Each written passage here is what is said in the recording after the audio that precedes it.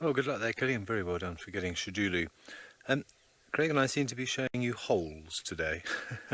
Yeah, still unconfirmed whether what we were looking at before was a pangolin hole. Maybe it was wishful thinking, but my gut said it was. The reason I'm sitting here very quietly and I'm kind of whispering because there's a little rough-scaled plated lizard who keeps popping his head in and out of this hole.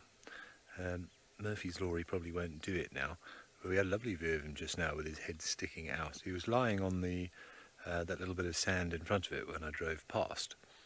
And that's very typical of these rough-scaled plated lizards to live in these abandoned termite mounds. Those little networks of tunnels are the ideal little habitat for them. And they often share them in association with the dwarf mongoose. There he is, look. Hello, boy, or girl. So we're just trying not to make any sudden movements because we're very close. I'm probably parked only 2 or 3 meters away from this hole.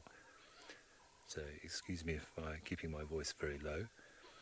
But we had an amazing sighting a couple of weeks ago when I was out with Tess. We were out together and we saw a rough-scaled plated lizard and a dwarf mongoose, both basically at the same hole. And finally the mongoose moved out the way of the hole and the lizard popped back down there. And I have since discovered that some of the things that these guys eat, as well as arthropods and things, is also dwarf mongoose scat. So a nice little symbiotic relationship. I think he knows we're here and he just took the opportunity to bolt. Can you still see him there, Craig? Or? Oh no, he is still there. He's just at the base of the tree there. There you go, you can just see him in the grass. So you can see why he's called a rough-scaled plated lizard. You see that sort of overlapping scales that he's got all over his body. I keep saying he, of course. I couldn't tell you if it's a male or a female. We'd have to flip him over and have a look. And I don't think he would allow us, or she would allow us, nor would I be able to catch it. But very cool. Don't often see, well, we see them every now and again, once every couple of weeks perhaps. But